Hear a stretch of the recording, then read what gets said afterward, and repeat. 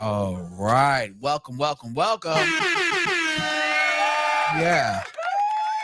Welcome to a kind of impromptu episode of Let's Talk Photography podcast. And as many of you know, I host on Thursdays, usually Thursday about 4 p.m. or so. And I wanted to do it a day early well, here in America, it is Thanksgiving or Gratitude Day or whatever, how you wish to call it. And I figured, you know what? I've been super consistent lately. I don't want to break that vibe up and, miss out on doing a live stream. So here we are. Hold on. All right, let me turn off that, making sure everything's in order.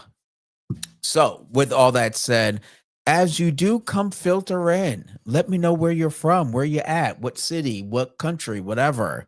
I'd love to know. Post it down in the super chat there. Okay. We got the super chat action going on. Let me make this thing a little bigger. Does that matter? I think so. All right, there we go. We got it on big, I guess. Let's do medium. Anyway, so while we do that, let me go ahead and take care of some of this business. So first and foremost, if you haven't already, okay, make sure you go ahead and follow me on all the socials. I'm on Facebook. I'm on X or Twitter or whatever they decide to keep this name, because I heard him posting today about changing the name back, but he's not going to do that. But anyway, I'm on Instagram and on Threads. All of the links to my socials you can find down below in the description section, or in the description section. So go ahead and check that out. Okay. Now, I do want to let you know I'm still currently hosting a Black Friday, Cyber Monday sale on my fashion photography Lightroom presets, which you can find by clicking the link down below in the description section. Who would have thought? And they're now only $24.99 for the entire fashion photography Lightroom preset collection. Okay, so go ahead and check that out if you want an easy way to get started with your editing. And as many of you know, Lightroom presets are not the end all to be all, but it's a good entryway in trying to gauge how you like the final result of your photos. The presets that I have are used on all of my photos. If you see my photos on Instagram, especially my website, they're edited starting with my presets, and then I adjust accordingly depending on the tone and the energy that I want to give off on that particular photo. But I definitely used 1 out of the 12 presets. So if you're looking to get a preset package or just support the channel, that is a great way. And all you got to do is head to my to the link down in the description or to robertsilverphotography.com. All right. Let's see here. As the algorithm is doing what it does, pushing this video out there, I hope I want to get more people in here. I understand that this is kind of like not my normal time, and I already know there's going to be a few people that I normally see that wouldn't expect me to be live right now. And I just want to make sure that I'm out there and sharing with all of you before we go ahead and eat and spend time with our family. I don't think much people do Black Friday sale rushes anymore, but Friday's Black Friday. So I expect folks to be pretty busy throughout the weekend. And then Monday, we have Cyber Monday. Okay. I think the last time I did a Black Friday rush, like I just wanted to check it out and shop on Black Friday and run to different stores. Gosh, it has to be 2016, something around then. And I hated it. Okay. I avoid it at all costs now, but I don't think most people do that anymore. Most deals that are fantastic are on, Amazon or on the websites of the brands that you want to look for. They're hosting it and they're more than glad to ship it to you within 2-day air. So I don't know why I would want to go through all the traffic. Well, there used to be no parking at malls, if malls even exist wherever you're at. So yeah, I think Black Friday Now it's pretty much all online, right? I mean, for the most part, which is good and bad. You know, if you're a local camera store, that might not be good for them. And I always try to encourage you to, if you're going to get camera gear, try to get it from a local camera shop. That it really does help out, and it does matter for sure. Okay. Let's see here. I did release a video yesterday, a new video. Here it is, and it is a video. Hold on right here. I'm so sorry. And there we go. And it's entitled "A Cheap 35 millimeter for the Nikon Z mount cameras, but is it good?" It's basically my overall review of the 7 Artisans autofocus 35 millimeter f1.8 lens. And this lens right here was so much fun to review. I really like the framing of a 35 mil for like everyday walk around, travel, landscape, street photography. A 35 is so much fun. And this lens is lightweight, full metal construction, like full metal body, excuse me. And it worked great on my Nikon Z6 Mark III. So if you want to see my full review as well as photos I took with this lens, well, go ahead and head to my channel, which you're watching right now. But go ahead, it's the latest video I uploaded yesterday. Go check that out. And of course, I left the link down below for you to check out the lens itself. It's only $299 for that lens. It's a really, really great option for any Nikon Z mount users that are pretty new and want to get into creating great images, but with better low light performance and a faster lens. But it's very affordable. And for $299, I think any new photographer, or even myself, I mean, I'm a professional, but I found the space for this lens specifically in my camera bag. For me, like when I do events or casual BTS kind of photography at a fashion show, a 35 mil is perfect. I could get some group shots, and I also could take some nice portraits and work better in low light with that f1.8 aperture. And again, this gives all that to you for only $299. All right, so check out that lens. It's a really cool lens. I think f1.8 lenses are vastly underappreciated. I really do. I think that when people say fast lens or better performing lens from your kit, people want to go straight to the pro grade stuff, whether it be a zoom lens with a constant aperture of f2.8 or f1.4 or 1.2 if possible. But honestly, I think a lot of people will be well served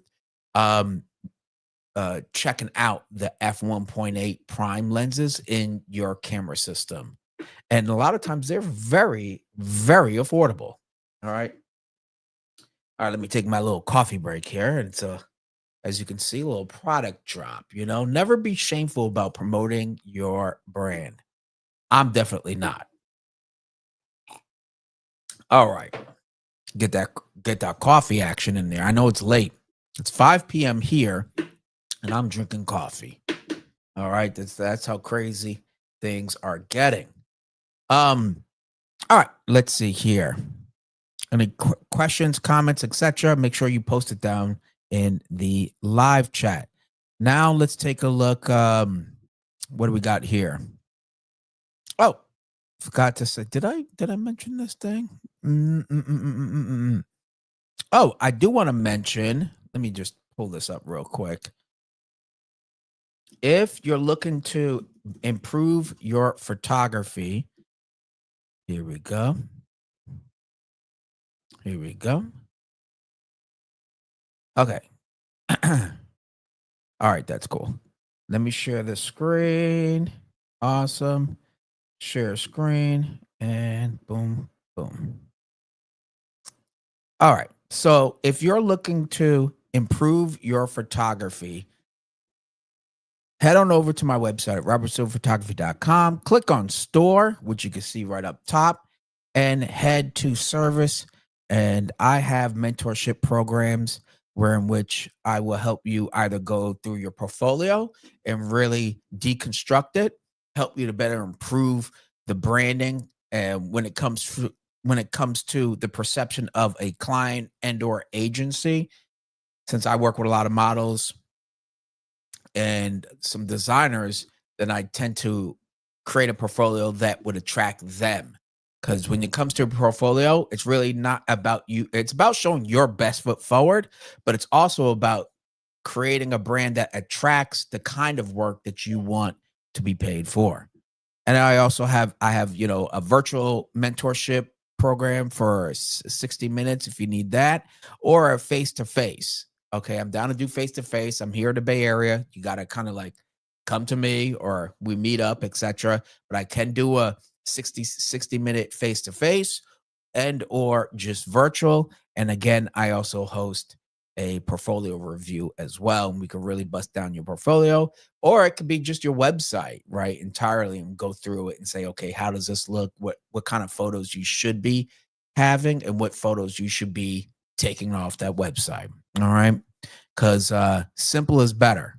Simple is better. So you go here, you can take care of whichever package you feel needs best to help you out, and then we'll schedule a meeting. It's as simple as that.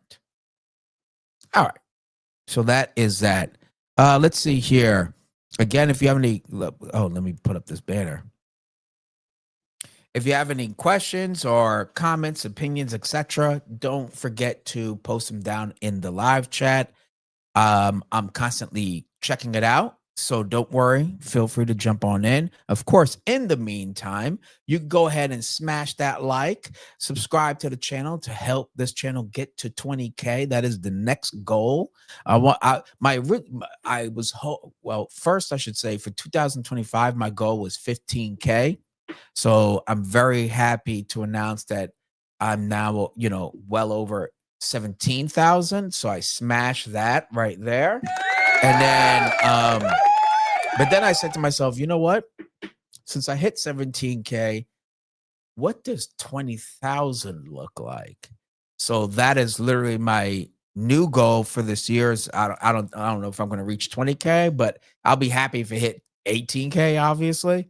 But my next goal now in general is 20,000. So if you enjoy content like this, any of the stuff that I've created in the past, the videos, etc., and you want to see more live streams, subscribe, hit that bell, and of course, like this video. All right. Okay. So what do we got here? Oh, okay. Looks like we got a little comment. Okay. Everybody says the S1R.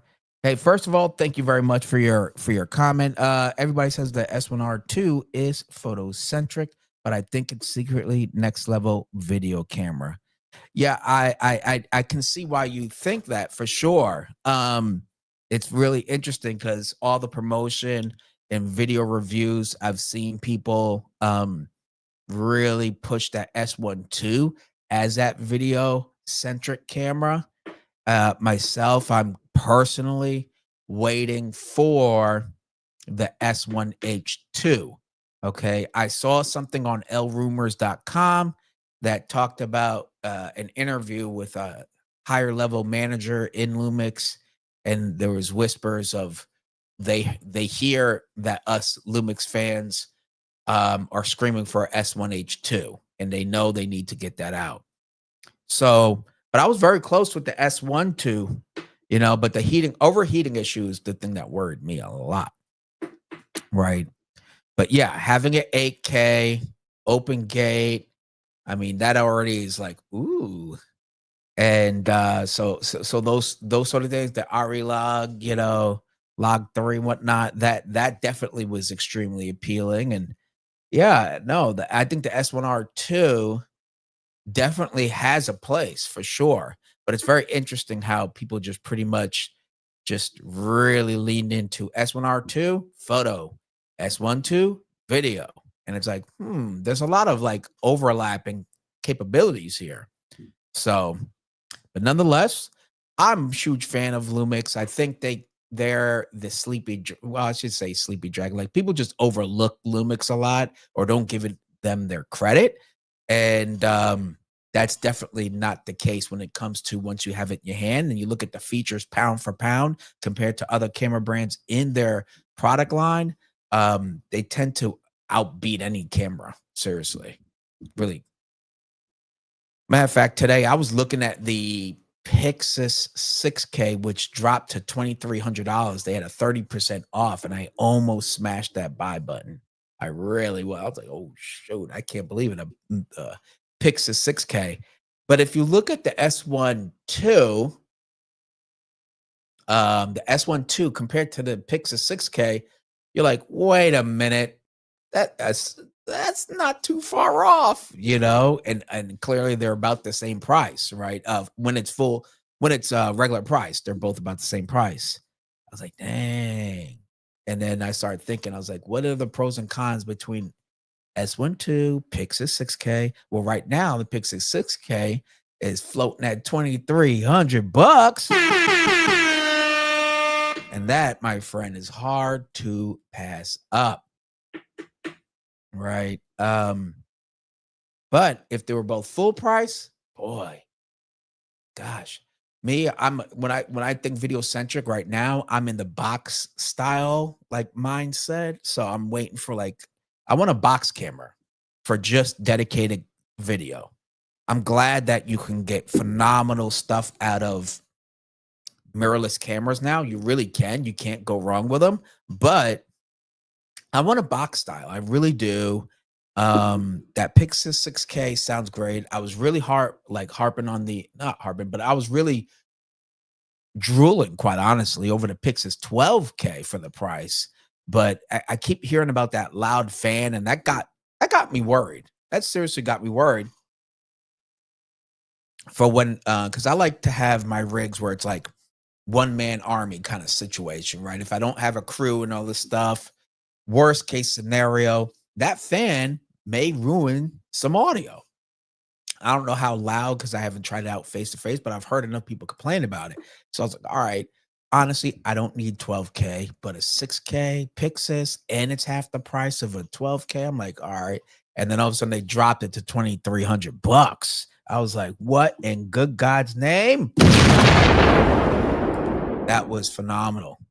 So here's the thing. When I saw that Pixis drop to $2,300, 30% off. You can check it out on Adorama. Here's the thing. I said, if anybody noticed about a month and a half ago, I would say a month, on Adorama, they dropped that price, not 30%, but I believe it was around 20%. It was $2,600 for like 2 weeks. I'm not sure. I didn't see too many people talk about it, but I certainly saw it because I added it to my wish list when it dropped to $2,600 for just the L mount. It was just for L mount. And I was like, dang, wow, Pixis 12K? I mean, 6K L mount? I was like, ooh, this is starting to look interesting. I wish the Pixis came with phase detect autofocus. Not that I need that for like doing cinematic, like my films or anything like that. But when you're a one-man army, a solo shooter, guess what? That feature really comes in handy. Okay. Especially when you just want to pick up the camera, turn it on, start recording. That comes in handy. I don't want to always have to manual focus or rely on manual focus and that contrast detect. I've had too many issues where it's hunting, just ruin the shot. So I wish I had that. It says it has improved autofocus. I don't know what that means exactly until I try it out, but I'm sure it'll perform like the GH6, which has like super fast contrast phase detect contrast based autofocus. But it's still not phase detect, right? When I used the Lumix S5 Mark II, that camera's reliable. I can actually rely on that. So I want that. I wish that was in the Pixis. It would make it a much easier choice for me. But And again, at full price, you could look at the S1II. So, boy, I may gosh, that's a hold on, let me think about that. Where's my thinking music? Gosh, S1II Pixis 6K. I'm trying to think of what I would lose. Honestly, I don't think you would lose a whole lot with either one, except form factor for sure. Hopefully, the overheating issues, you won't really get that. One does Blackmagic RAW, one does ProRes RAW, and I believe the S1II you can still do Blackmagic RAW, but externally to like an Atomos Ninja 5 or something.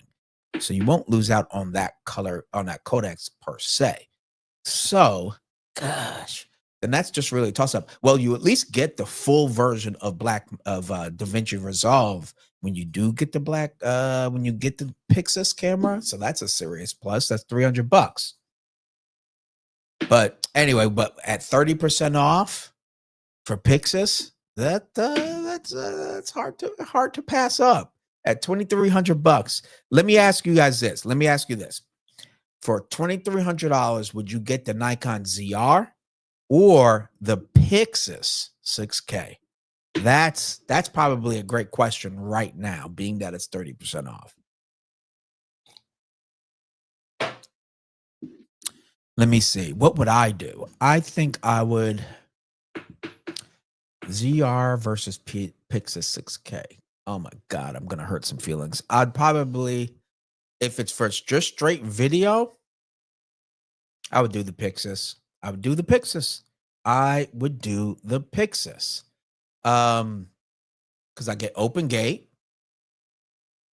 right? Cinematic 4K at 120. Clutch. Love that. You get Blackmagic RAW, you get all those color codecs, no problem. You get DaVinci Resolve. Yeah, I like the form factor a bit better. The Z8 was nice in the hand. It's cool. It's light. It's great, like B cam or a crash cam or something like that.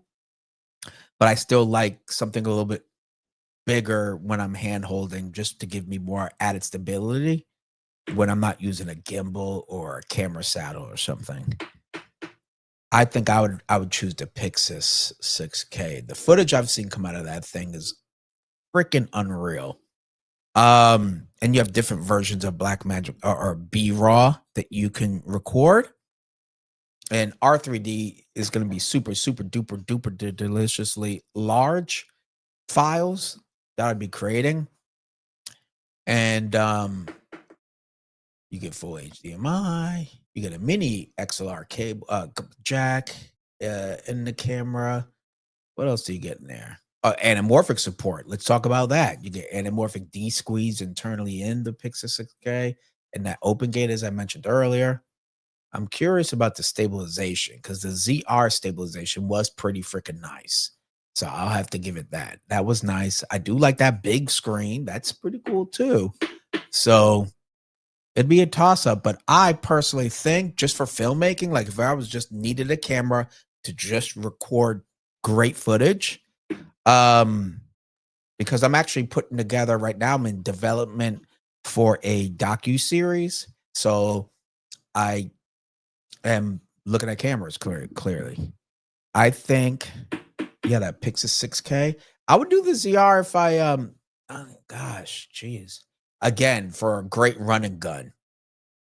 It would be next to my Z8, right? I could do the talking head with the Z8, Z9 portions, and then I would use a ZR for my run and gun, recording B-roll, stuff like that. I like how nice and compact that ZR is. But from what I'm told and what I've seen, the Pixis 6K is pretty compact, and it doesn't look like it takes up a whole lot of space until you rig it out, of course, right? Then it gets to be a little bit of a beast. So, anywho, now we are moving right along. I want to talk about the main. Well, let's talk about this next thing. Let me get this thing framed up first. This was. Here we go. Cool. Setting everything up from behind the scenes. All right, let's talk about this story I found on Petapixel. Instagram updates camera so you can film 20-minute reels. Now, I'm bringing this up because it's related to photography overall, right? We all use social media to brand ourselves. And when I mean we all, meaning most of us, and me for sure. And I do post reels. I find myself lately, especially this year, just posting a lot more carousel, set of photos. I like that they extended it from like, I think it was like 6 to 10, and now you could put like 20 photos. And I think that's great. You can really showcase, let's say, an event that you just shot or a set of headshots and photos from a recent photo shoot. I think that's really great. So just when we thought they stopped doubling down on reels and vertical video, well, they just tripled down with this new added edition feature. Okay, let's go check it out. So Instagram has introduced a series of updates to its Reels camera, including the ability to record videos up to 20 minutes long. Now, that's crazy. That's basically going head to head with YouTube or any other long form content producer. Matter of fact, it does go head to head with YouTube, but YouTube only allows up to, I forgot how long, but I know I put up to a minute, but I think it could do up to 3 minutes. I mean, watching 20 minutes long vertical videos, that's a lot. That's a lot. That's an episode. That's an episode. Instagram announced the updates saying changes to the Reels camera are intended to make it easier for people to shoot and edit directly in the app. And when I mean the app, I think it's their Reels edit app. What is that thing called? It's called it is called Edits. Instagram Edits app, that separate app where you could like it basically is like a CapCut version, but straight for Instagram, while CapCut is really to help promote TikTok. So you can upload your footage there or record it straight from the edits and then have it directly uploaded or posted onto your Instagram account. So I think that's where really what they're trying to do in the back end is like, okay, this is how we can promote this other product called Edits, and then obviously share it on social media. Get ready for your close up. Our Reels camera is easier to use and better than ever. The Instagram designer team has been working hard addressing your feedback, key areas for improvement, and collaboration with our product and research teams. From customizable touch ups to longer reels, our new camera has better usability and new features to help you create your next reel. So if I click on this camera, oh, yeah, there's a touch up. I see that. So if you go inside the actual camera part before, when you go press the reel, when you click on reels, press the camera, and then yeah, it gives you all those functions. But you click on the, let me see what it says on the clock. Um, oh, it does a countdown now. Well, that's pretty dope. But right now, it still says 60 seconds on mine, so maybe it hasn't released yet, but it says up to 60 seconds, a 3-second countdown. Let's see, set timer, face me. Okay. Let's see how this is. I got my camera right, my cell phone right here, and then boom. Oh, okay, it's counting down. And oh my God, I'm recording myself on Instagram. I actually like that feature. That's pretty cool. I never used it. I usually make my vertical videos from my cell phone and then edit it in like CapCut or something. So that's pretty cool. Oh yeah, let's start that over. We're not going to save that junk. But mine still says 60 seconds, but hopefully that's probably going to be available very soon. When I click on the length, let me see if I click on length. Oh, shoot. No, there it is. 20 minutes. Oh, my God. Look at that. Damn. That's a serious rant. Okay. I don't know if you guys want to look at me vertically for 20 minutes. I apologize ahead of time. You know what I mean? I don't know. Anyway, so let's see here. Let's scroll down. Most significant update is the extension of the Reels camera maximum recording time to 20 minutes. Instagram says a longer window allows you more creative freedom and longer storytelling, giving users the option to capture extended footage without relying on external editing tools or splitting content on multiple clips. The upgrade applies. Yeah, they don't want you to use anybody else's platform. They want you to stay on Instagram as much as possible. So this makes sense. Upgrade applies directly within the Reels camera, allowing longer videos to be recorded. Okay. They also offered other features. Reels camera aimed at simplifying the editing process. A dedicated undo option has been added, allowing users to quickly remove most recent clips. Okay, I always thought that was kind of there. You asked for more control over touch up. Now you can adjust intensity to subtly enhance how you look. No more over processed selfies. Well, I guess that's all right. I hate those fake selfies. I mean, people who do those face enhancement selfies, we can tell. We can tell. It's so obvious. Just want to put that out there if anybody's using it. All right. So that's the first thing there. Personally, um, I mean, that's kind of cool. I haven't used it. I'm gonna use it a little bit and just see what I can create out of it. I do like the simplification, as it does mention, to just keep everything within one app, so you could record, edit, post all in one app. I think that's cool. I think the countdown option, which I think I'm old to find slow to find out. That's a very cool option because that's the one thing I hated was like holding it and having to be ready to go immediately, and having a countdown and having a stand, I think could be a game changer too, right? So, I mean, that's a stupid little feature, but I like it at least. It is what it is. All right. So that is that for that story. Let me see here. Any comment on Canon R6 III? You know, from what I could tell, and I'm not a Canon user, I haven't ever used I've only tested one Canon camera with since I've had my channel. It was the Canon EOS R, like the first mirrorless one with no IBIS in it. And actually really liked it. I liked how it handled. It felt great in the hand. The balance was great. And I like the autofocus, always freaking amazing from Canon. But I just never really got in depth with using it. But from what I could tell, um, the C50 and the 6.3, most people will be fine with the R6 III. Most people, I think that is probably like if I was comparing it to Nikon, like a Z6 III, super well rounded, great balance between photo performance, video performance. Um, Color's never an issue with Canon, right? And their glass is always fantastic, even though they're freaking expensive and hardly any third party ever carries RF lenses, but that's another argument.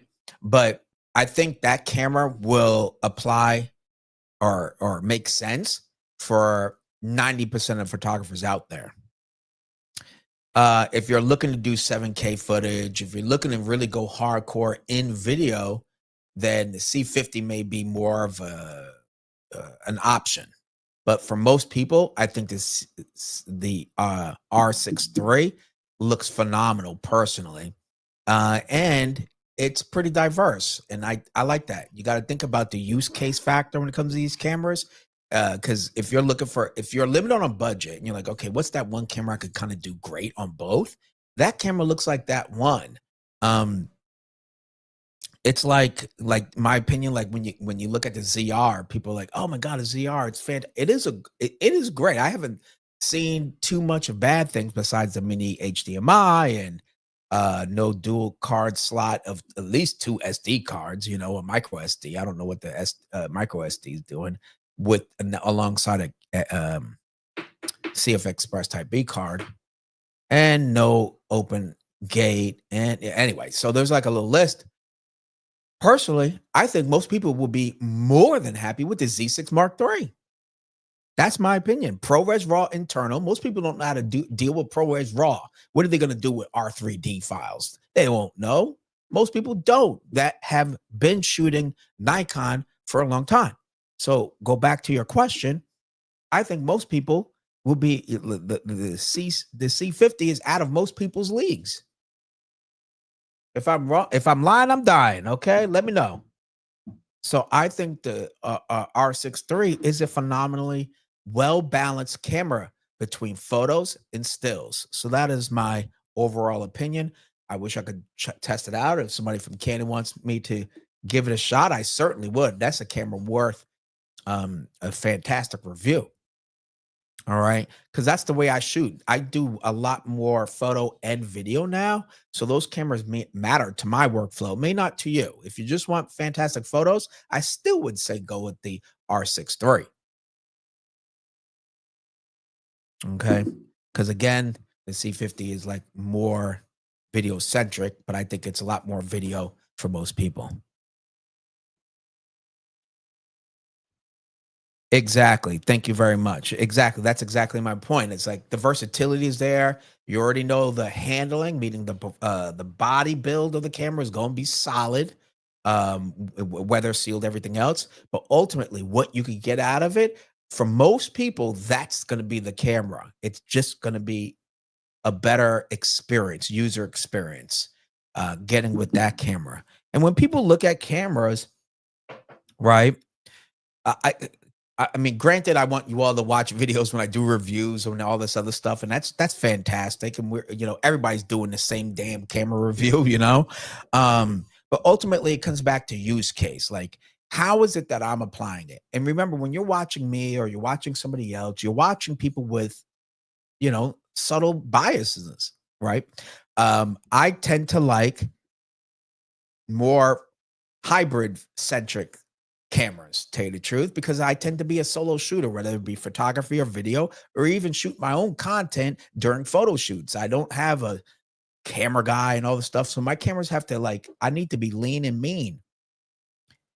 Some people just really love photos, and you're gonna hear that. Some people don't like fashion photography. They'll talk about sport photography. So their perspective is a little skewed on lens performance, let's just say, or autofocus performance.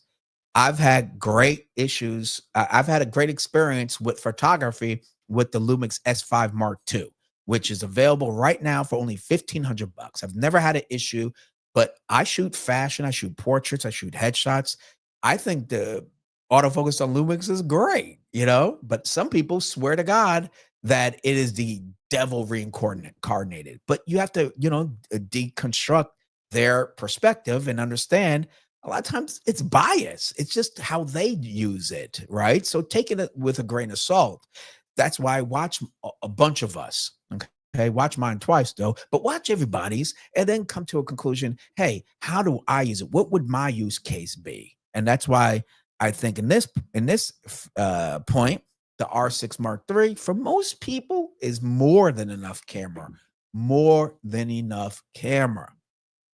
All right. Um, and kind of goes to my argument about the 35 millimeter f1.8 lens review I just did. It's like, oh, it's a 1.8 lens. Yeah, but it's smaller, lighter. It's still full body, full metal body, has a function button. It's compact as hell. It's only $299. And for most people, aperture f1.8 is still great. It really, really, really is. Now you're talking about like a half stop and you can go to 1.4 and all this other stuff and 1.2. And I mean, it's great to have those lenses. And I do have great art lenses and I have fast lenses, but when I use that lens, it's fun. It's fun. And I never felt held back. You could check out my review. I shot cityscape and like, what do you call it? Everyday photography stuff throughout San Francisco and shot some landscape stuff. And then I did a photo shoot with the same lens. And guess what? The lens never held me back because it was an f1.8 lens. So for me, let me land my plane. The point is that, like, look at the use case, right? How does it help to improve my style, right? Or where I want to go with my photography? And then look at the camera's functions and features. I've got I got to do a video about Nikon ZR versus the Nikon Z6 Mark III. Because me personally, I know some people may not like it. I kind of like the Nikon Z6 Mark III better. Okay, I know I'm going to upset some people, but that's just my opinion. I think it's if someone was to ask me, "Hey, Robert, what do you think would be a better use of my money?" I honestly think the Z6 Mark III is a better position camera. In my opinion, I think it's Nikon's most well-rounded mirrorless camera they have available right now. That's right. Shots fired. Shots fired. That's my opinion. And that's what kind of the Canon R6 Mark III looks like to me.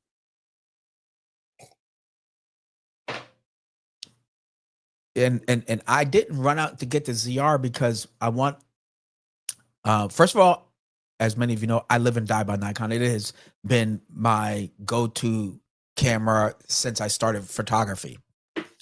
I bought my first Nikon D3100 when I was in film school, and I needed a camera, and bought it from Best Buy, 2-lens kit. Shout out to Best Buy. And then so there's no qualms there. I just wanted like a stripped down red, like an actual Komodo X stripped down full frame, like box camera.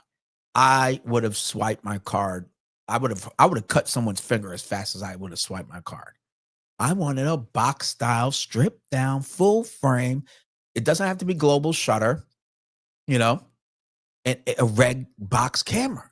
That would have been, my head would have freaking exploded. I'd be like, look, I would have tell everybody, look at here. I have to get this thing. You know, then I would have been okay.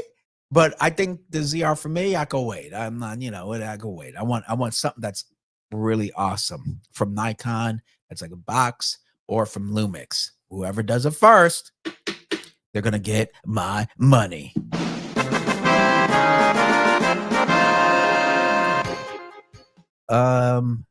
Truth Seeker says, agreed to the Z6 Mark III is better, but ZR screen is not. It is not. I can't complain. Okay, I can't complain. But here's the thing, Truth Seeker. I have 4 field monitors. I have a 7-inch and 3 5-inch field monitors. Okay. I know it adds weight, bulk, all this other stuff, but I'll survive. You know, you put that with the Z6 Mark III. You know, and you rig out. If you could check out on my channel. I've done that. I've rigged out my Z6 Mark III into a video camera rig. I'm happy. I'm okay. I'm cool. I'm great. So is that 4-inch screen helpful? Absolutely. That screen on the ZR is bright as heck. It looks gorgeous. Colors are great. I mean, and I'm blind, okay? I just had to upgrade my prescription. And that back screen is phenomenal. Do I like the fact that you get 32-bit float audio in the ZR? Absolutely. Right. But man, if they put open gate, which will automatically make it available to anamorphic lens support like D-squeeze, I think then it would have been an amazing camera. I think they could have totally have done it. I mean, Lumix, you again the S5 Mark II for $1,500 right now. That lets me know they could have totally have done it and kept it at the same price. Totally kept it. So there's a few misses there where I'm like, well, I'm just might as well enjoy the Z6 Mark III. Okay. And I get a full HDMI. I get dual card slot, one SD, one CF Express Type B. I get Apple ProRes RAW, 6K at 60 frames a second. I mean, I still get a lot of great like functionality. And I don't plan on shooting and raw and everything else unless I'm doing like a real project that deserves that commands that much latitude when it comes to color grading. But for YouTube, shoot, I use standard color profile, people. That's all I do. I use standard, add a small little bit of touch up, and I'm done. Because for me, it's about quick turnover. And for creating content, I'm not trying to like be editing all day. I need to turn this stuff over. Some of these sponsors, they want quick turnarounds. And honestly, I want to get the video out to all of you faster. So most of the time, I'm not going to be shooting Apple Pro, ProRes RAW and everything else, 12-bit, and the hell no. It's just not that realistic. Now, if you're recording professionally, video, etc., I can see that. Anyway, seen the Canon 45 F1II. I think I did see that. I've been looking at lately that Viltrox 85 f1.4 Pro lens that is now available for Nikon Z mount. It's only $598. Fantastic lens. It's available for E mount. 20% off. All right. Shoot, it's 20% off right now. That lens is only $478 and well worth it. I'm sure the 45 f1.2 is a phenomenal lens. I have. Hold on. Let me grab this lens real quick. Let me grab this lens.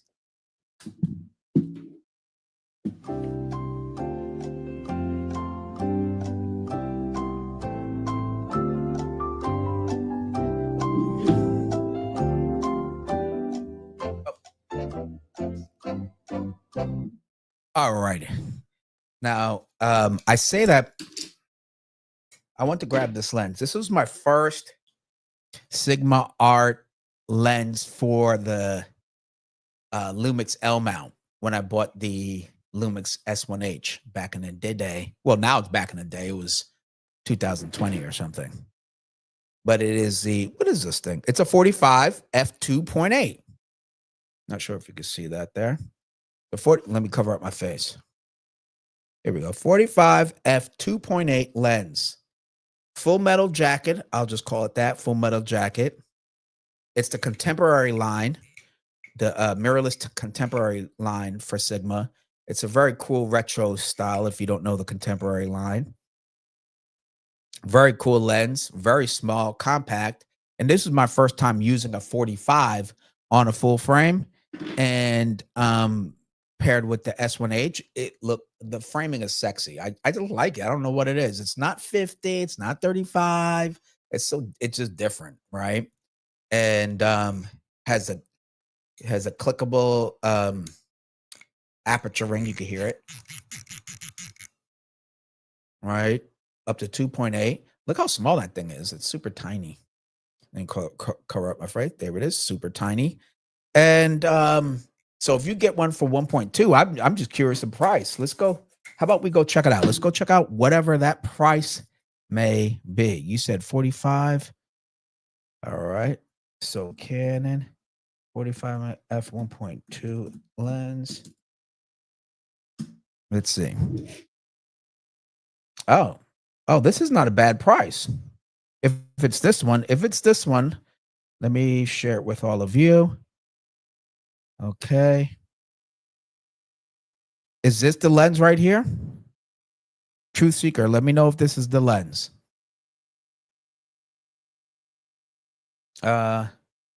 Allow, accept, Jesus. 469. 469? I think that's well worth it. That's going to be a fun lens. Okay, let's see. Let's take a look. So it's a nice and simple, straightforward lens. 469. Yeah, that's going to be a very cool lens. I don't know, for filming, I like the perspective. And again, here's that 45 I have, but it's Lumix L mount. I really love this lens. I barely get to use it as much as I should be using it. So if you're the one opinion I can give is it's a fun perspective, right? It's a fun focal length. Again, it's not as tight as a 50, not as wide as a 35. It's kind of fun. Okay. I think it's actually pretty versatile, whether you're doing photos or video. And look at this video here with her using it. You know, you're going to get great low light performance. Honestly, I think this could be a great lens. I think it'd be a great lens. You have a nice fast aperture, 1.2. It's no frills. Okay. It's a no frill, straight to the point, great aperture. I'm sure the bokeh is going to be smooth, and it's Canon, so you know the color is going to be great, the contrast, etc. Let's take a look at some of this stuff here. There we go. Look at these photos they're capturing with it. Does look nice, but I'm sure. And then in the hand, most lenses look great in the right hands. But I think for $469, you certainly can't beat it. Treat yourself. All right, treat yourself. Have some fun. Okay, awesome. Thank you, Truth Seeker. Yeah, that's a great lens. I think $469 for f1.2 from Canon, it's almost unheard of. All right. What's my favorite focal length? That is a great question. I'll be quite honest. If I could live and die by one lens, it'd be a 50 mil. That's just me. Where in the bloody blazes? Oh, hold on one second again.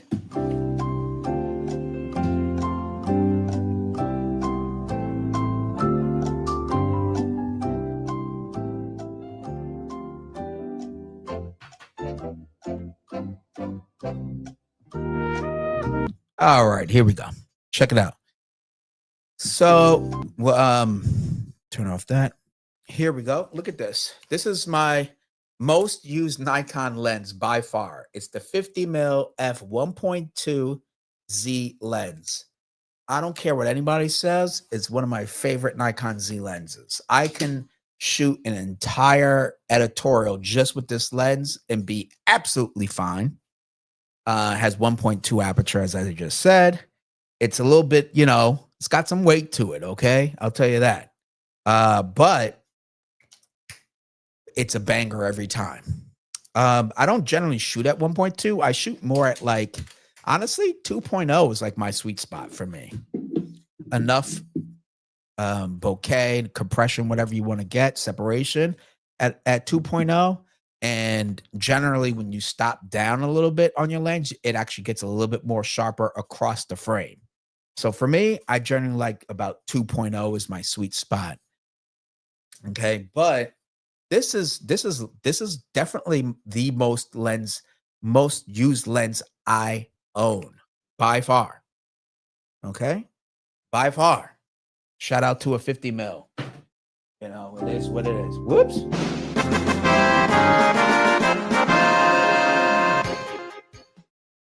I'm interested in the Z8, but I need a lens recommendation that won't break the bank. Okay, so with that said,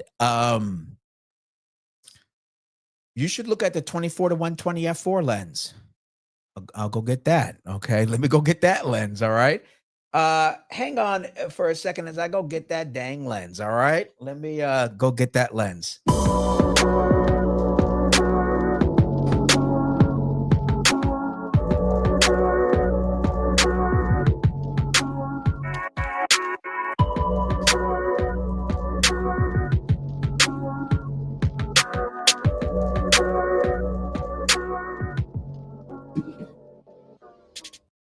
All right.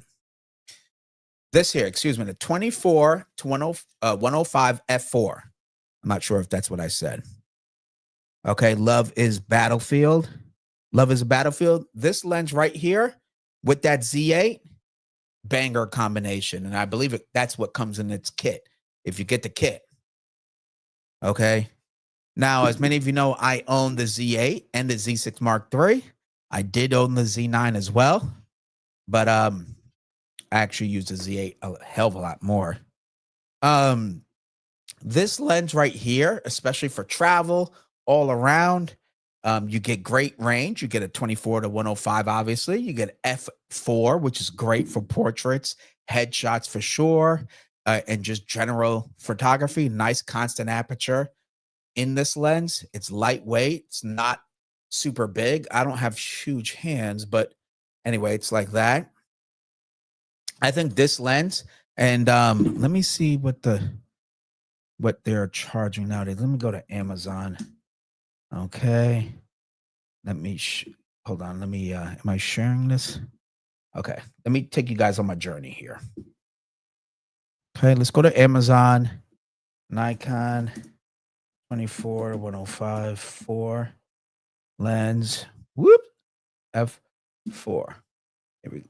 Wait a minute.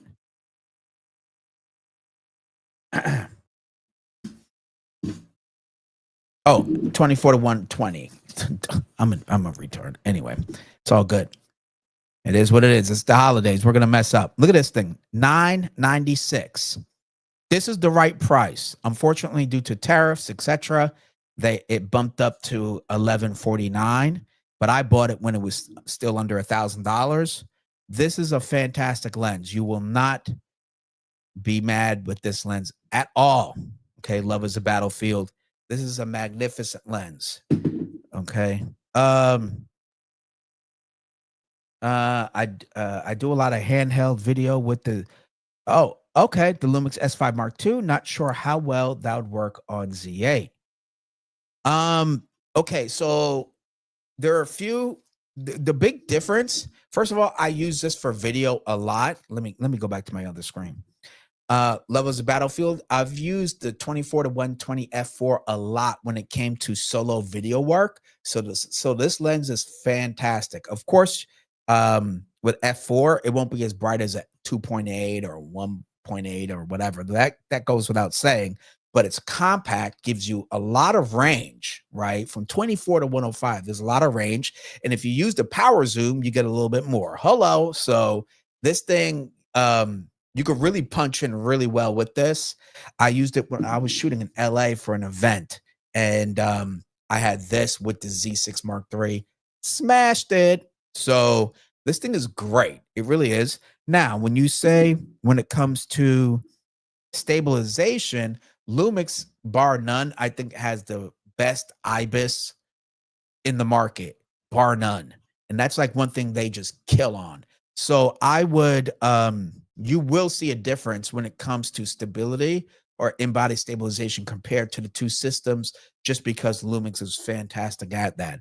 Also, they have two image stabilization modes, right? So those stabilization modes where it's like, oh shoot, where's my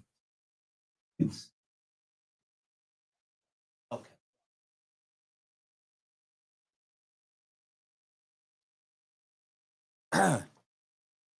So you see this? This is my S5 Mark II. Okay, I'm shooting a doc, so I kind of rigged it out. Here it is right here. But I'm using this camera because of the stabilization in it, quite honestly. And it has active IS. The active IS options takes Lumix's stabilization to a whole nother level. So you will notice that, but the stabilization in Nikon is not bad at all. Not bad at all. Okay. So you will notice that. Outside of that, when it comes to the Lumix, for the same application, run and gun, I've used a 24-105 f4, and I absolutely loved it on the Panasonic. So moral of the story is you won't miss out on application with the Z8 with this lens, but you will notice a little bit with the stabilization, because Lumix kicks butt. All right. I hope that helps. If that is a serious issue, that might be where you want to be. But the Nikon Z cameras, or Z6 III, Z8, Z9 stabilization is very easy to work with. It's not bad at all. It's just Lumix that's like something that they're just synonymously known for great IBIS. So that's just off top. Okay. Either system is great when it comes to running and gunning and hand holding. All right. I know that was long-winded. I apologize. I hope it helped. All right. But I am very passionate about Lumix and Nikon, which is ironic because most people go to Sony or Canon. And here I am, I like the bad news bears. You know what I mean? I like the underdogs, to tell you the truth, because they give you more. Nikon gives you all these features and they don't care. They're just throwing everything in there. And Lumix, for sure, if you're a video centric part creative, Lumix throws everything on the plate and says, there you go. Now eat it up. I like the underdogs. That's just me. All right. Now let's get to the main topic of the day, shall we? Where are we? Where did my oh, there we go. Share this. Nice. But thank you for the questions, everybody. If you enjoyed what you see, please smash that like. Of course. Where's my banners at? Make sure you go ahead and smash that like, share, subscribe. This is my moment to do a little commercial. Every support really does matter. And believe it or not, likes do matter. Likes and engagements matter the most, to tell you the truth. I think engagements matter the most nowadays. It's hard to keep up with this algorithm stuff, right? Of course, if you have any questions, comments, concerns, let your opinion be known in the live chat right now. And the best way to support this channel is by becoming a member. I think my membership is only $4 a month or something. It's really not, or $5 or whatever it is. And believe it or not, I don't get the entire $5 because Google takes 30% of it. All right. That is the unfortunate fact. All right. So if you do like a creative and you like what they're doing, that is the best way to support them, because helps not only keep the lights on, but it helps me to dedicate more time. I was actually considering going live more often. I don't know if you all would like to see me more often live, but I was seriously considering it. And I was actually thinking about doing a 5-day live stream. And what I mean is I'll go live 5 days in a row. All right. See what that's like. That'd be pretty awesome. I'd like to try that challenge. Okay, so we are good. Let's get to our main event, shall we? There we go.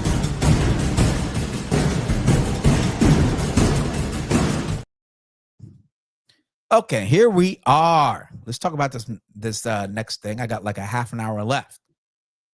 Okay. This is vacation time, folks. I'm giving you guys the best of me. That's for me. You know what? I think Macho Man Randy Savage enjoys the fact that I'm live right now. Oh yeah! There we go. And don't believe what others say. Okay, do not believe what they say. Putting in work here. Where's it? Where's my Donald Trump? Where is my Donald Trump? Oh, there we go. Don't believe what they say about me. It's all fake news. There you go. Even Donald Trump says it's all fake news. Anyway, so here we are. Panasonic released a new firmware update for the Lumix S1R2 or S1II and S1RII. Right? Now, for me, I was really happy and excited for this. And if anybody else shoots Lumix out there, you already know, if you have a Lumix, one thing they're really good at is firmware updates, and not just firmware updates, but frequently. Like they do firmware updates frequently. They just did I think a release in October, okay, to a few of their cameras. And now they're dropping another one to answer that overheating issue and some other issues users had. Now, one thing I can say about these cameras, the S1R2, S1II in particular, is that all the reviews that I've watched and seen, people love the colors that come out of it. They love what's packed inside of this camera. But I did hear constantly about this overheating issue. And that even got me a little worried when I was looking at this camera system and thinking, should I just jump into this if that S1H2 isn't out yet? because I'm still rocking that S5 Mark II, and that's a little bit long in the tooth. Still a phenomenal camera. I'm killing it. I just recorded my last short film on the S5 Mark II. 0 issues. And so let's see what they fixed. Okay, let's talk about it. So here we are. Panasonic announced a series of new firmware updates to the 3 cameras I mentioned, aimed at improving the hybrid shooting experience, enhancing functionality. Okay, in conjunction with the firmware update, an update for the app was also released. All updates will be available November 25th, yesterday. Now, the key feedback has played a key, user feedback has played a key role in shaping this update, such as optimized thermal management, which is something that I was upset to hear about when it came to the immediate experience of the S1II in particular, because like my S1H has a big fan in it. No unlimited record time. Even S5 Mark II has a fan. No issue ever with the thermal management. So to hear that was like, dang, maybe they rushed. Maybe they just wanted to put that camera out, and they knew they could fix it on the back end. But either way, it was not. I didn't like to hear that kind of news that they had that issue. Addition. Now this is cool. Addition is of the MP4 Lite recording option. I was like, ooh, let's see what that's about. And UI improvements. With support and input from the Lumix community, Panasonic has further refined the shooting and workflow experience. The company remains dedicated to this approach, providing ongoing firmware updates and product enhancements, which is true that they have a long history of doing that. Lumix S1RII firmware version 1.3. So let's talk about it. And version S12 version 1.2 and S1II version 1.2. Okay. So improved thermal control algorithm for longer record time. This is where they say is to help better improve the overall overheating issue problem, like getting over that.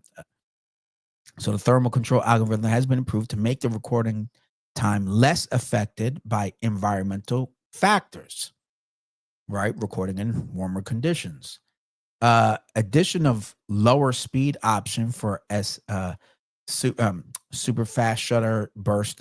I forgot what the SH is, like super high or something. Burst shooting. A lower speed option has been added to SH burst shooting, including pre-burst shooting. And it has autofocus improvements. Auto recognition frame for only the main subject can now be set for display while using autofocus. Autofocus frame display for human eye recognition can be set to rectangular while using autofocus. Enhanced track and autofocus stability through algorithmic improvements. So they improved the autofocus. Congrats, Mazel Tov. Added video features. The option for the low bit rate video format MP4 Lite can now be selected. Now check this out. So it'll record a 3.8K, basically 30 frames a second or 25 frames a second at 50 megabits a second. Okay. That's kind of cool. I think for a lot of people, you want to save tons of video space and capture something better than a HD, but maybe not quite 4K, but damn near at 50 megabit. That means you're going to save so much space. Now, when would that be great? Honestly, during events, weddings, travel, videography. If you're making a vlog on the go and you want to save tons of space, that is going to be a cool option. Because again, it's all about what did I say? What I mentioned earlier. It's all about how you plan to use it in the long run. You don't always need to shoot raw and for everything and have massive file size. No, it's just a video for YouTube. Like, it's not that serious. This would be a great option. Like when I go to WPPI in March, hopefully I see some of you there. This would be a great option for vlogging. It really would be more than enough. Improved compatibility is the next thing that they fixed or improved on. So compatible with our interchangeable lenses. So the 100 to 500 and a teleconverter. I think it's I haven't used that teleconverter, but okay, so they improved that. And support for Lumix smartphone app, Lumix Flow version 1.4. External monitor function allows applying LUTs to live view, displaying multiple frame markers and showing focus frames. So that's pretty cool too. I like the focus. I like the frame markers where it can do like horizontal and vertical. That's pretty freaking awesome. Really is. Um, and other minor improvements. So icon indicating the preview effect, yada yada. ISO auto can be set in the ISO. Okay, so here's the one thing I liked. They added a 1.6 times display option for the anamorphic D-squeeze display. I was so happy to hear that because guess what? The only anamorphic lens I have is from Suray, and it is 1.6. Okay, so I was happy about to hear this news. Okay. What is it? Oh, my Siri started to listen to me. Oh, she listened to me again. Oh my God. Boy, this watch listens to you. What else is there? That's the only major thing. Okay, so let's see the smart app. Support for LUT view assess, as I mentioned, support for multiple frame marker display. Okay, so that's cool. I definitely like that. Improved autofocus frame display for various recognition and automatic detection. So, with that said, what did I see where it talked about the actual? Okay, I think that was Petapixel. Let me head over to Petapixel because that's when they talked about the minutes, the improved recording minutes that this firmware gives those cameras. Where in the blue blazes is this thing? Give me a second. Gosh, there's a lot of updates on Petapixel. It's nuts how fast they post stuff. All right, here we go. All right, let me make sure you guys can see what I see. Nice. All right. Any questions, comments, concerns, let me know down below. Oh, let's check out some of these comments real quick. Rob, what do you think about the 7200 mil? I got rid of a few lenses. I only have 33 mil 1.2, 85 1.2. Well, honestly, wait, what are you using it for? If you had the 7200, for video for myself, I haven't used a 7200 actually in quite some time. If you want me to be honest, whether it be for photos or for sure for video, I just don't pull out a 7200 for video. It's not even a thought. I would pull out primes. So in your case, like a 35, a 85 for sure, a 50, you know. So, and it depends on what you're shooting. If you're shooting portraits, you can still get away with those two lenses you have. The 7200, I just haven't used that often lately. Not that I don't want to. I just find, now that you asked that question, I just haven't used it a whole lot. I have used the 135 1.8 lens from Viltrox, but I haven't felt the need to want longer focal lengths or like a 200, 150 or something. So it's kind of interesting. It's a very interesting timed question. So I think a 7200 is great, especially if you're doing sports or school stuff and all that other jazz. I can see it being very useful for that. Absolutely. But I think if you're doing portraits, most photographers may not need all that. I think most people could be fine with an 85 mil, a really good 85 mil, a 35 or a 24. You could totally smash an entire shoot with it. Maybe I would do a 35 and an 85. You could smash it. So, boy, now that's a great question. Quite honestly,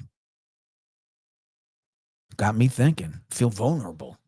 Sharing, being so honest with you. Uh-oh, Mushy Mushy. Good to see you. Good to see you. I know you guys usually are on when I'm on Thursday. I know this is a little odd, but I figured I'll go live the day before Gobble Gobble Day, and then I don't have to feel guilty about not going live this week because I didn't want to go live on Friday, to be quite honest.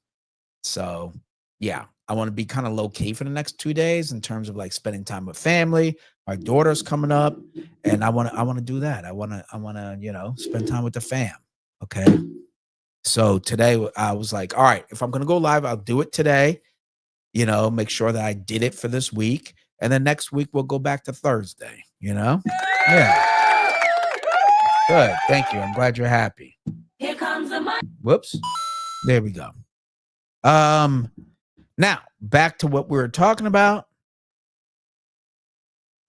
Check this out. Let's go to where they were talking about like the actual minutes. Okay, so here we go. Does it have a breakdown? God, I wish they did. That'd make my life easier. But that's okay. We'll worry about the S1II. So the S1II, on the S1II, cinematic 4K at 120 frames a second, 420 10-bit, used to have approximately 20 minutes of record time to an SD card, but in about 15 minutes on an SD and CF Express on standard heat management. That has been improved to about 30 minutes and about 25 minutes, respectively, with thermal management set to standard, and approximately 60 minutes and 30 minutes, respectively, with thermal management set to high. So essentially, they doubled the amount of record time. Okay, being able to manage the thermal heat that's created from recording all this stuff. Now, me personally, I would never, ever record 4K 120 for 20 minutes. I don't know who's doing it and for what. I'd like to know. Post your comments in the chat, okay? Because what the heck are you doing? But guess what? There was 2 people out there that wanted to do it for more than 20 minutes, wasn't able to, and I'm sure they complained about it. And in most cases, we always hear the loudest voices, which tends to be a few people. Boy, oh boy. And if you wanted to record, I'm guessing the same thing, cinematic 4K at 120 frames a second for 60 minutes, you now can. Okay, congratulations. All right, you now can.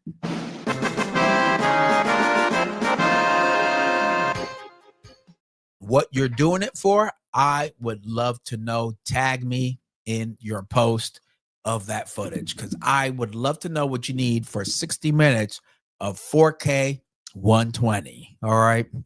Now, I've used 4K 60 for like, I don't know, honestly, 30 seconds or something like that. Never have I ever imagined more than 5 minutes. If my intention is slow-mo. It's crazy. So cinematic 4K at 60 frames, 422 10-bit, not 420, used to cut off at 60 minutes and about 30 minutes on SD or CF Express on standard. But that's been improved to no limit. Let me say that again. No limit across the board. Okay, filmmakers who want to shoot continuously at CF Express at cinematic 4K at 60 frames will be able to record until the memory card is filled or battery dies, whichever comes first. Okay. Their same improvements are mirrored on full HD 60 422 10-bit, which now has no recording limit either. So these are great improvements.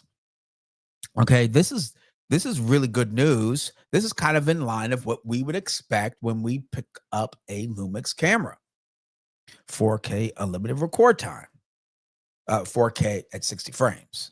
Okay. That is what we would expect. So I'm glad they took heed of that and acted on it real quick. So that just lets me think even more that when they wanted to release this camera, get it out there, and they knew the firmware was coming. I bet they knew that was going to come because they knew that would be the one thing folks are going to really hang their hat on and complain about. And they did. So there you go. Thank you, Rob. I do a bit of everything, video, but mainly photography. What kind of photography? Again, if you do portraits, I think you'll be fine with the primes you have. I really do. Me personally, if I had to pick up one lens, it would be a 50 mil, as I mentioned earlier, and I could smash any photo shoot I have with just the 50. So I can honestly say a 7200, it's a great thing to have. I know back in the day, having the Holy Trinity was like the holy grail. But me, I kind of look at it like you're looking at it now, photos and video. And there's a very rare occasion I need to pull out a 7200 for a video. But there's a lot of occasions for 85. There's a lot of occasions for even a 105 or a 135, but there's very few occasions where I need more than a 135 for portraits, so do with that great prime lenses, especially if you're not afraid to check out Viltrox.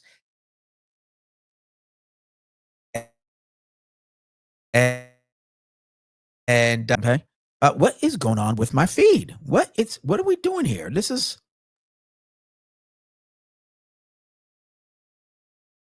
it's good. I don't know what's going on today. Okay, this thing is tripping. I see this stupid Apple thing spinning here in front of me. It's getting me dizzy. Good Lord. There we go. Gonna turn off. All right. I hope you guys still hear me. Anyway, we're back in business, sort of. Okay. Sort of. We're sort of back in business. I don't know what this thing is doing. I don't think it likes me now. Maybe it's a 7200 millimeter fan. And now I talk some crap about it and it wants to kick me off or make me look stuttery. That's what I'm noticing.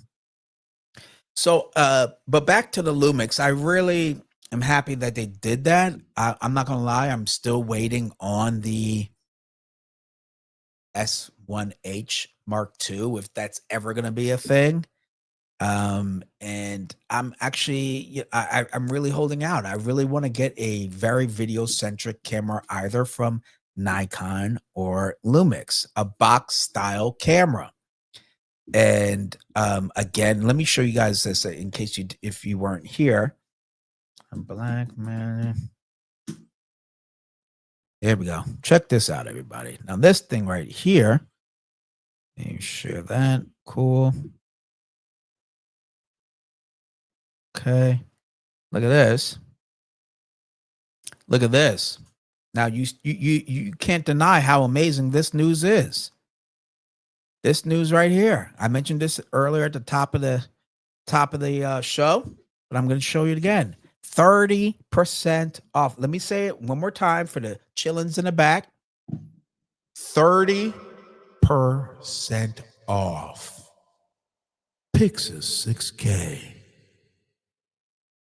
Oh my God. My pockets, I'm telling you. They were like, when I saw this last night, I almost was like, okay, I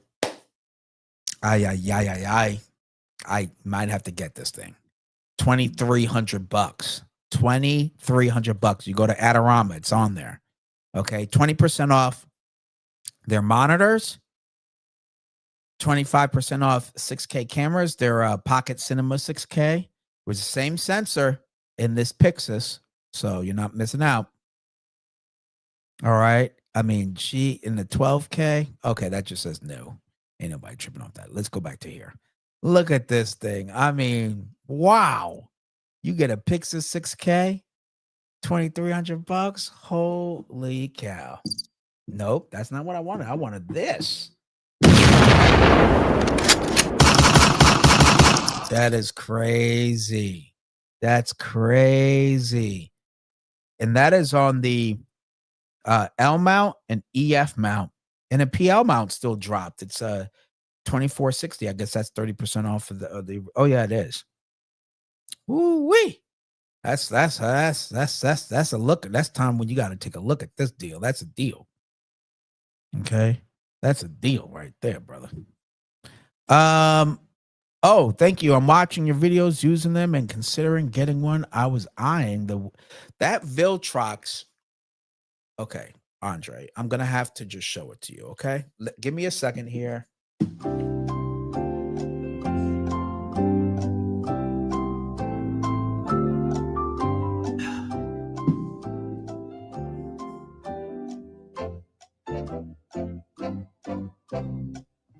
All right, here we go. Here is that 135, Andre, right here. What is it? 82 millimeter filter thread. Look at that thing. And as you know, as we all know, sometimes bigger is better. Hello.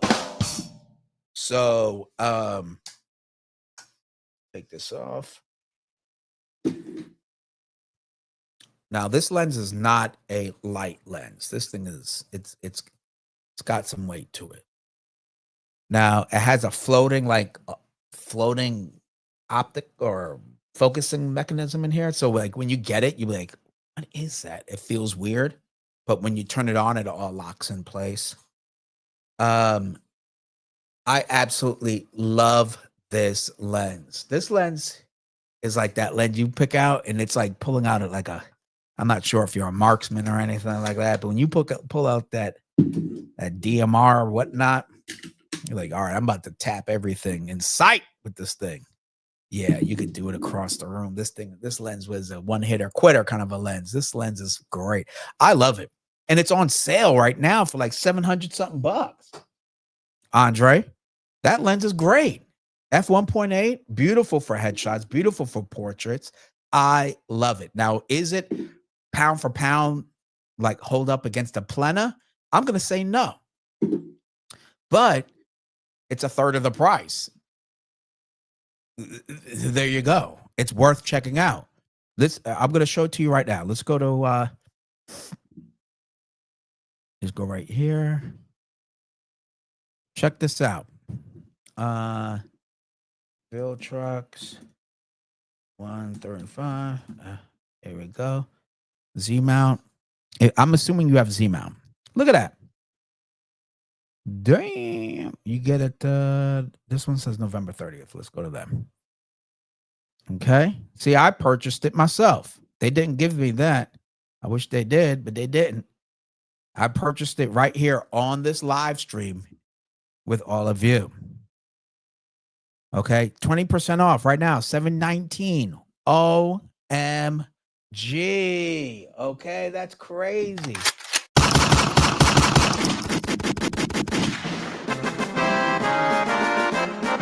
That is nuts. $719.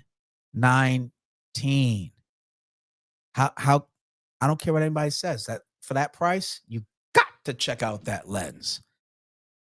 Okay. Beautiful lens. And that reminded me when I first got my ZF, the IBIS was floating around. I was worried. Well, you know what? Yes, but you know that ZF, that's one camera I wish I kept. That's one camera I wish I kept. It's a fun camera. It's just a fun camera. But yeah, but I'm telling you right now, I have loyal subscribers that are like, they may not like it. I gave it an honest shot. I really like the lens. And again, for $719 on Amazon, check it out. They'll take the return. You're not going to find a lens like this for that price ever. Okay. That's just my opinion. All right. In the meantime, in between times, please go ahead and press that like, that share, to subscribe. It all helps. And if you're curious about why you don't see my videos pop up when I go live or post a video, well, it's because you didn't smash that bell icon. All right. And right now for Black Friday, I am hosting a very low price of $3.99 to smash that like and subscribe. Okay. So please go ahead and do that. Don't be a cheapskate. Just smash that like. What else is there? And another way, as I mentioned earlier, to support this channel is by becoming a member. Every membership allows me to dedicate more time to creating more and more content. And that's what I'd rather be doing for all of you out there and getting my hands on reviewing products and stuff like that. Because what I'm thinking about is using my Amazon account to purchase stuff.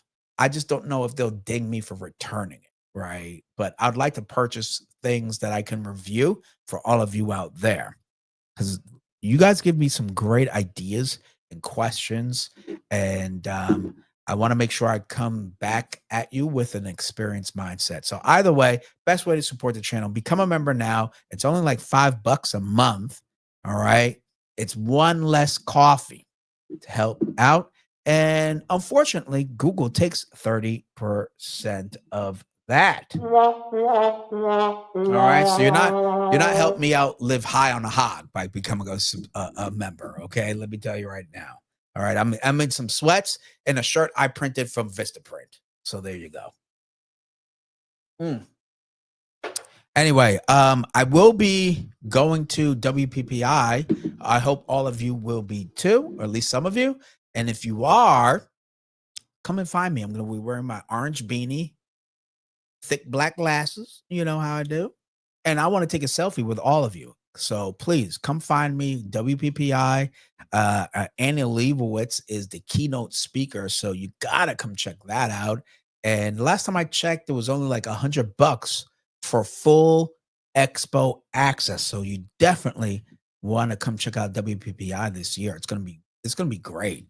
And I swear that Pocket 4 I keep seeing specs about will be out very, very soon.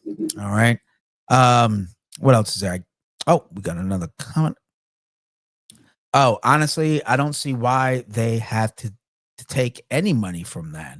They already make so much money. I know it is. It's crazy. It really is. Because, even let's say the stream, I'm streaming for, an hour and a half or whatever, but it takes me a couple hours to prepare for it, get all the lights together, get the graphics going, promoting it everywhere. I'm promoting Google, I'm promoting YouTube all day with my channel. And then they come by and take 30%. That's pretty steep in my opinion. But what can I do? I think 20% would be a better route, since I create the content, and but it is what it is. That's just what I'm dealt with. So I only share that because some people might be like, oh, give you $5 a month. And I'm like, no, it's actually, you're giving me more like, I don't know, $3 or whatever it is. And that means I would need about 1,000 members to be like, okay, I could actually pay some rent around here. You know what I mean? Like, yeah. So anyway, but it does help out tremendously. And again, it all helps me dedicate more time to making content. But yeah, you're right. It does seem like highway robbery, but until I can make up a YouTube platform and all of you are on it, I got to deal with the cards that are dealt, and I'm not going to complain about it. I just I'm just playing in the world that I'm living in. All right. Okay. So with all that said, this is a little bit shorter than usual, but I want to get live this week. Here I am. We did our due. If you have any questions, comments, concerns, of course, I want you to leave it all down below. And I want to thank everybody for tuning in, commenting, sharing, liking, and all that good stuff. Don't forget to smash the like on the way out and to subscribe to my channel. I will be live next week, so you definitely want to hit the bell icon. Until next time, keep shooting and stay creative. Thank you for watching, everybody.